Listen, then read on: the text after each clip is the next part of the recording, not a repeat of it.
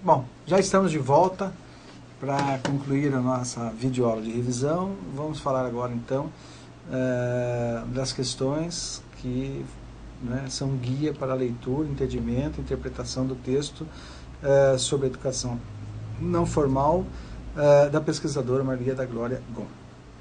A primeira questão que foi posta para vocês, quais as diferenças apontadas por Gon sobre a educação formal, informal e não formal.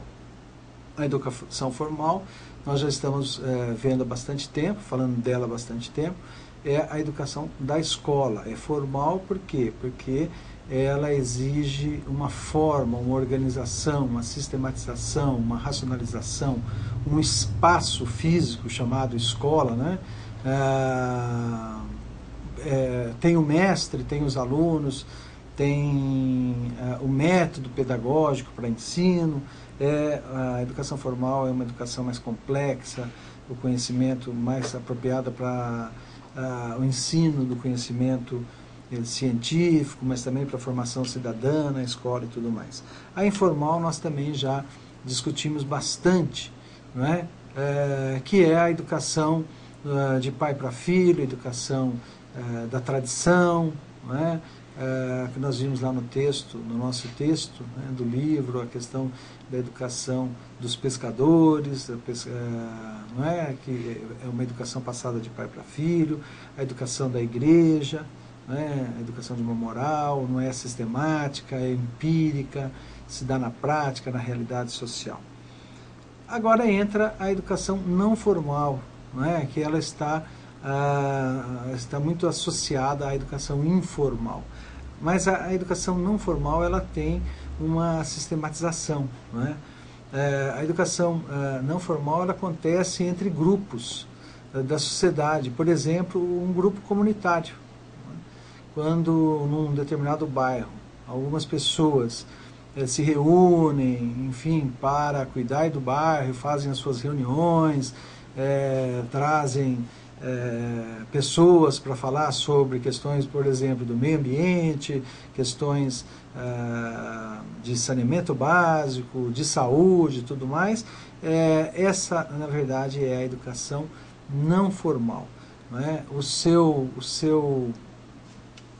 O mestre, vamos dizer assim, também é um mestre que conhece um assunto determinado, esse pode ocupar, por exemplo, o espaço da escola, mas não é a educação formal, não faz parte lá da organização da educação formal. E também não é educação informal, porque ela tem lá o seu espaço, ela tem lá a sua forma de organização.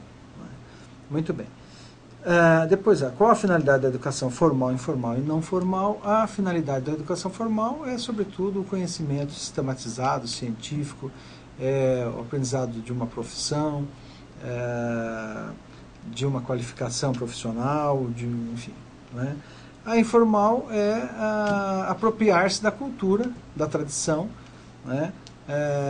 dos nossos pais, da igreja, da religião. Ela tem um caráter bem livre, quase espontâneo, mas que nos coloca e nos situa num determinado lugar.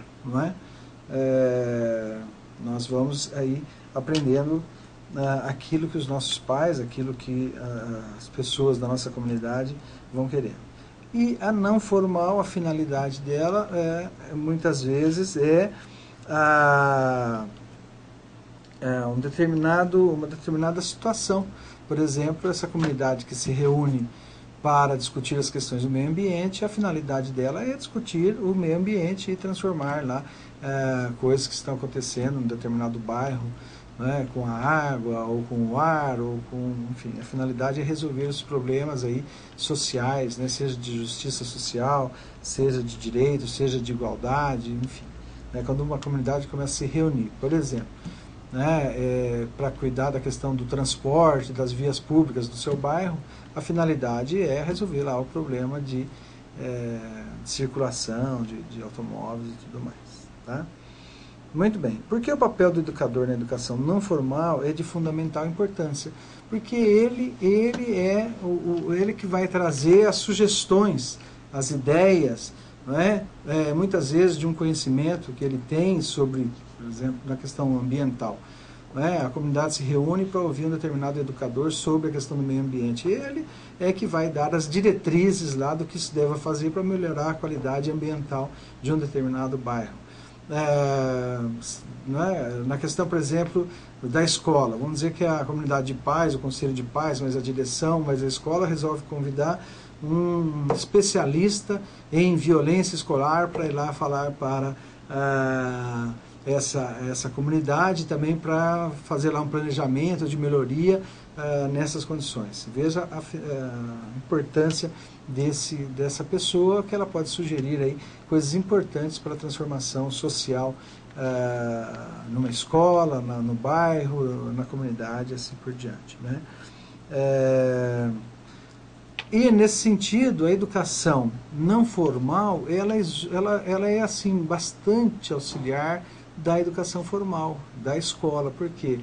Porque todos os acontecimentos da escola poderiam ser, né, infelizmente não são assim, mas poderiam ser discutidos nessa forma de educação não formal.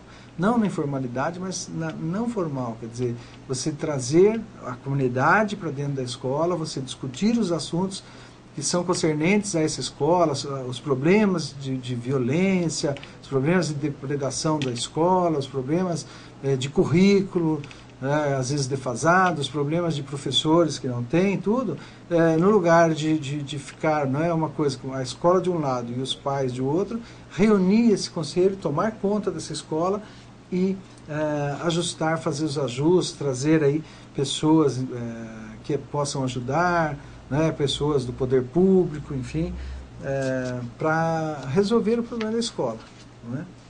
Os problemas, se não resolver, pelo menos ajudar aí na solução dessas questões, né? Quais os problemas destacados por Gon na participação ativa dos pais e funcionários nas reuniões dos colegiados e conselhos da escola, e por que isso ocorre? Infelizmente, né, a escola no Brasil, quase em todos os lugares, ela é como se fosse uma coisa apartada da comunidade. Como se uma coisa é a escola, outra coisa é o bairro e a comunidade, né? E a comunidade fica trancafiada, e os estudantes ficam trancafiados lá na escola. E quando chama os pais para a escola, para um conselho e tudo, na verdade para fazer crítica às crianças, enfim. Então, não há uma mobilidade, não há uma participação efetiva dos pais, não é, dos funcionários na direção da escola. É como se o diretor da escola e a escola fosse dele, e ele que resolve lá os problemas da escola, e a comunidade tem que acatar, porque afinal de contas a escola não é responsabilidade da comunidade, a escola é de responsabilidade dos pais, dos diretores, daqueles que devem dirigir a escola, não é? Nesse sentido, quando acontecem os conselhos, não é, de escola, a pauta nunca é dos pais, a pauta é sempre determinada pela escola, que coloca na pauta de discussão aquilo que interessa.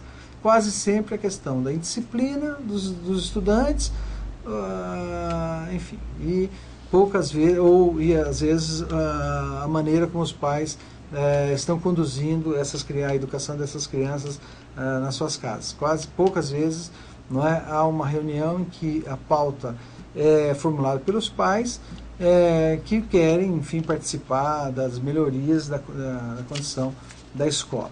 Então, a partir dessa pauta, os pais às vezes se afastam da própria escola, porque não conhecem, não sabem o que está se passando dentro da escola, essa coisa quase que autônoma ali no bairro, né? Essa coisa cheia de muros lá, que ninguém sabe o que está acontecendo lá dentro. E quando os pais vão para lá, eles não entendem nada do que está acontecendo, muitas vezes houve uma série de desaforos, né?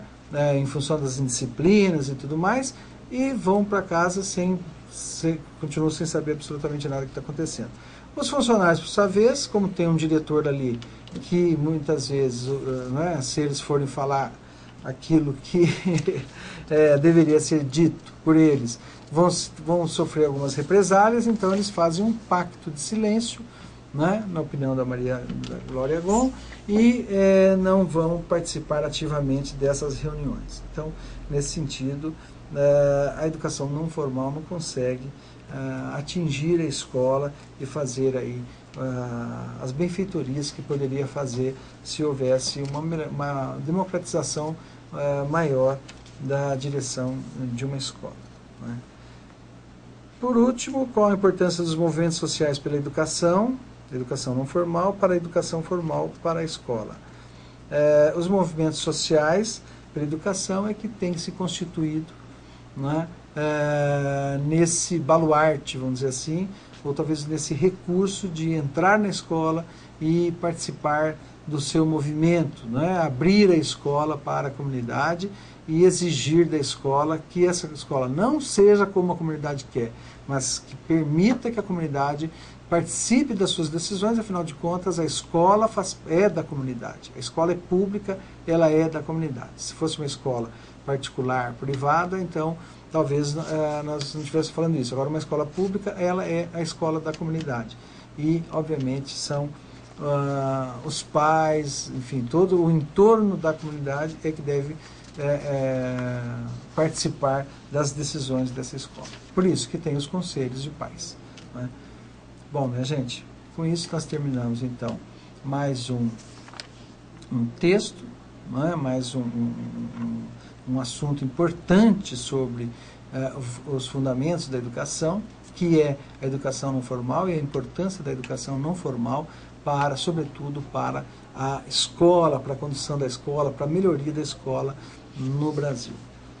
Eu agradeço a participação de todos, agradeço a paciência que tiveram comigo e com a minha falta de prática, né, para ser aí um professor de videoaulas, né? Desejo a todos boa avaliação, né? E que espero que tenha esses textos, esses vídeos que nós assistimos no Fundamentos da Educação 1, tenham feito a diferença aí nesse curso de especialização, na transformação de todos vocês. Nos encontramos em Fundamentos da Educação 2. É isso mesmo, né? Eu estarei lá. Um abraço a todos.